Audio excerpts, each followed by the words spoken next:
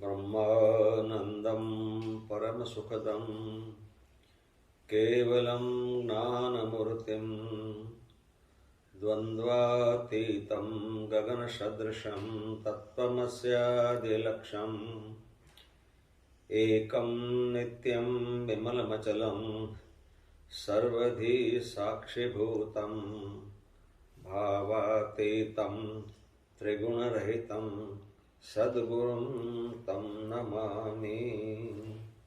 ॐ सद्गुरुचरणकमलेभ्यो नमः। ॐ नमः शिवाय।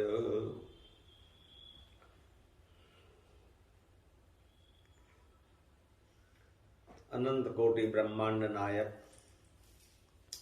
स्वयं भगवान श्री गौतमेश्वर महादेव जी के चरणों में कोटि कोटि वंदन एवं परम आराध्य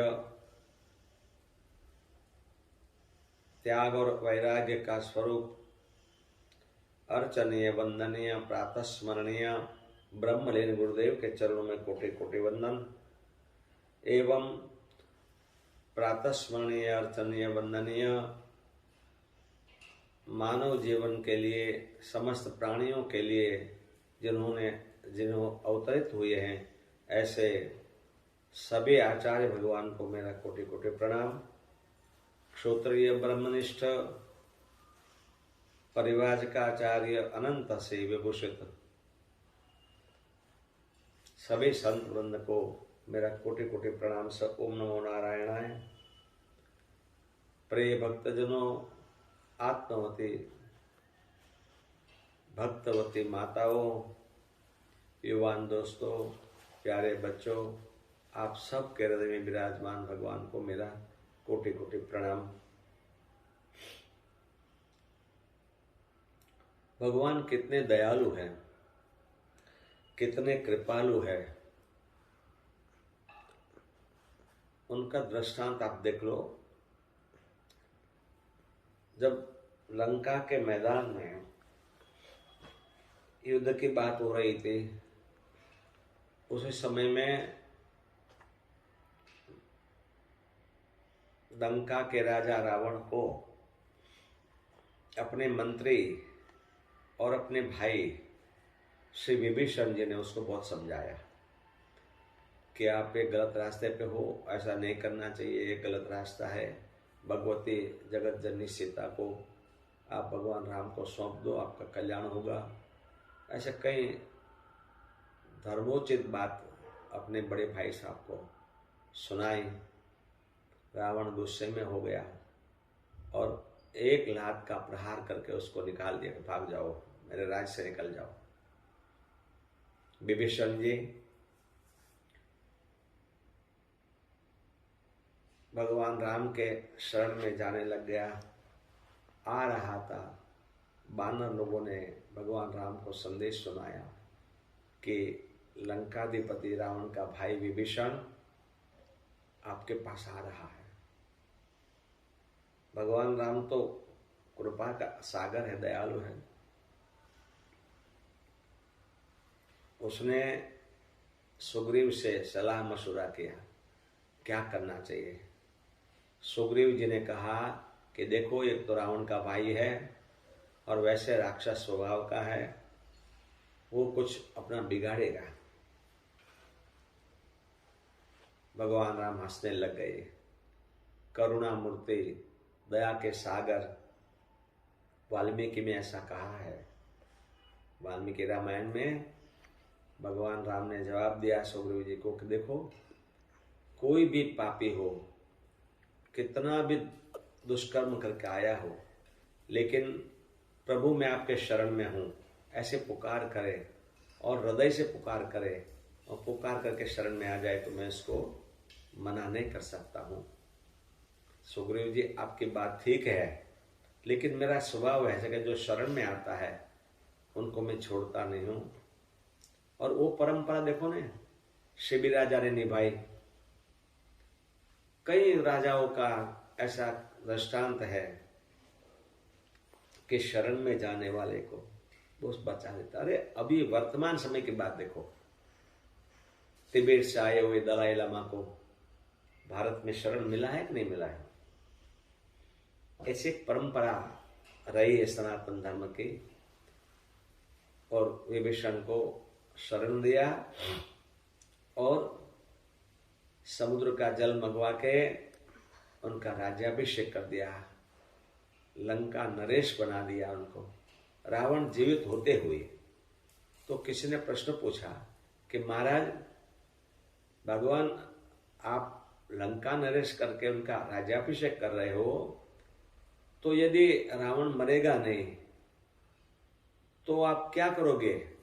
बोले मेरी अयोध्या का राज उसको दे दूंगा। देखो ये उदारता। इसीलिए भगवान के शरण में जाना चाहिए, कितना भी पापी हो।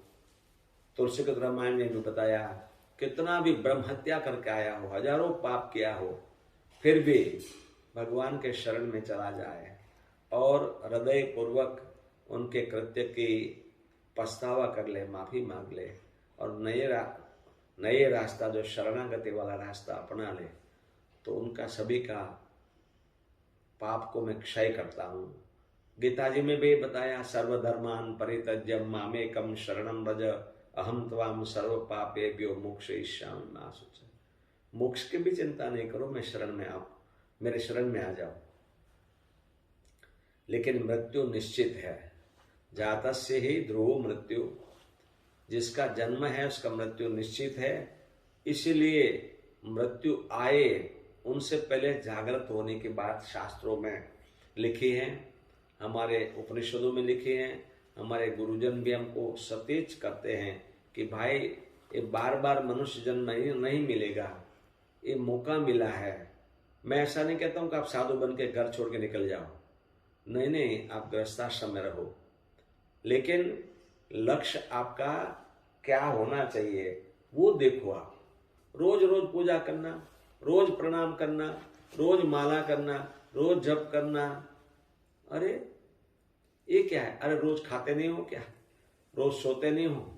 रोज काम करने नहीं जाते हो? 8 कलाक ड्यूटी करते हो कि नहीं करते हो? तो 8 कलाक उनकी ड्यूटी करते हो, उसके बदले में आपको क्या मिलता है? भोग मिलता है। 8 कलाक ईश्वर की ड्यूटी करने से आपको मुक्ति मिलेगी। करो तो सही, शुरुआत तो करो, 10 मिनट से करो, 20 मिनट करो, आधा घंटा करो, घंटा करो, मन लग जाएगा भाई। और वो करने की बहुत आवश्यकता है। गरुड़ और कौवा दोनों मित्र थे, एक डाली पर बैठते थे। कितने समय तक वो ऐसे बैठते रहते थे, बातें करते थे। जब मिलते थे तो एक दूसरा हंसी मजाक करे साथ आनंद करते थे। एक दिन वहां से यमदूत निकला और कौवा ने देख लिया, उनके सामने हंस रहा था, निकल गया। कौवा ने उसके नौंद नहीं लिया। दूसरे दिन भी निकला, फिर भी हंस रहा था। कौवा ने देखा मेरी तरफ हंस रहा है। तीसरे दिन निकला, तब भी हंस रहा था। तो गरुड़ को कहा कि देखो भाई, ये यमदूत जो निकलता है और मेरे तरफ ही हंस रहा है, इसका अर्थ है कि मेरी मृत्यु निश्चित है, मुझे मरना पड़ेगा। और मुझे मरना है नहीं, तुम्हारे साथ इतनी मित्रता है, मुझे आनंद आ रहा है यहाँ इस योनि में। और देखो, जिसको जो योनि मिलती है ये ईश्वर की माया है, उसी में आनंद आता है। एक झोपड़ी में गरीब रहने वाले व्यक्ति को भी राजमहल में जैसे रहते हैं वैसा ही उसको आनंद आता है। ये ईश्वर की माया है। अरे बीमार आदमी हो, कणसता हो, हे भगवान अब डोरी खींच ले, ऐसा कहने वाले को भी सच कहा जाए कि चलो आज आपको इंजेक्शन दे देते हैं, डोरी खींच लेते हैं। अरे बोले नहीं, मुझे जीना है। तो बहुत समझाया, गरुड़ ने कहा नहीं भाई ऐसा कुछ नहीं। बोले नहीं, देखो ये बात लगता है ऐसा कि मेरी मृत्यु निश्चित आ गई है अब। तो गरुड़ ने कहा कोई चिंता नहीं करो, मेरी पीठ पर बैठ जाओ, मैं आपको हिमालय के दूसरे छोर पे छोड़ दूंगा। यमदूत यहाँ आएगा लेने के लिए, आप मिलेंगे नहीं, फिर क्या होगा? आप चिंता नहीं करो, आपको बचा लूंगा। अब महाराज पीठ पर बैठ गए और इतनी तेज रफ्तार से गरुड़ जी उड़े और हिमालय की दूसरी छोर पे उसको उतारा। जैसे उतारा तो कोई वृक्ष के अंदर से एक बिल्ली आई और उस कौवा को पकड़ के मार दिया। गरुड़ बड़े परेशान हो गया, अरे राम राम राम, ये तो मैं ही उसको मारने के लिए यहाँ लाया। यमराज को पूछा, गरुड़ जी ने कि ये क्यों ऐसा हो गया? ये देखो गरुड़ जी, मैं इसलिए हंस रहा था कि कौवा तो यहाँ बैठा है और उसकी मृत्यु 2 दिन के बाद हिमालय के अमुक शिखर पे है, तो कैसे उसके पंख तो इतना है नहीं कि उतनी जल्दी से वो तेज भाग के वहां पहुंचे, और मरने की जगह उसके वहां थी, समय भी वहां था, तो आपने उसको सहायता किया और उसको आप लेके वहां पहुंचा दिया जहां उसकी मृत्यु का स्थल था। देखो ये निश्चित है, इसका अर्थ ये नहीं कि डरना है नहीं, सबको जाना है, जिसका नाम है उसका नाश निश्चित है। इसलिए तो गीताकार ने कह दिया ने कि जातस्य ह्युः ध्रुवो मृत्यु, जिसका जन्म है उसका मृत्यु निश्चित है। लेकिन जब मृत्यु आवे उनसे पहले हम तैयारी कर लेनी चाहिए, भगवान का भजन करना चाहिए, कुछ दान पुण्य व्यवस्था है तो, ऋण करके दान नहीं करने का है। यदि आपके बच्चे भूखे रहते हैं और आप दान करने निकलो, गलत बात है।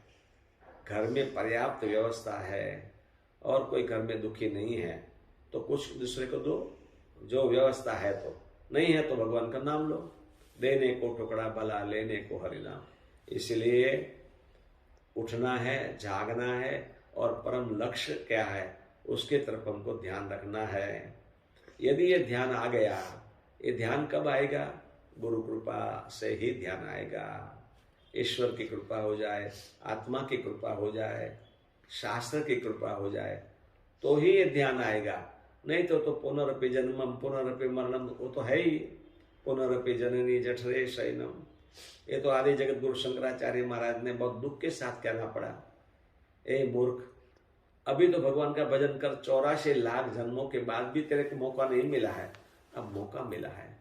तो प्रिय भक्तजनों, हम सचेत हो जाइए और जागृत होइए।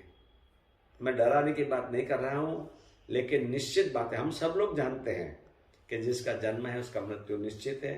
तो उनसे पहले हम हमारी तैयारी कर ले और हम प्रभु के शरण में, गुरु के शरण में, शास्त्र के शरण में जाके परम शांति का अनुभव करें। हरिओम तत्सत, हरिओम तत्सत, हरिओम तत्सत।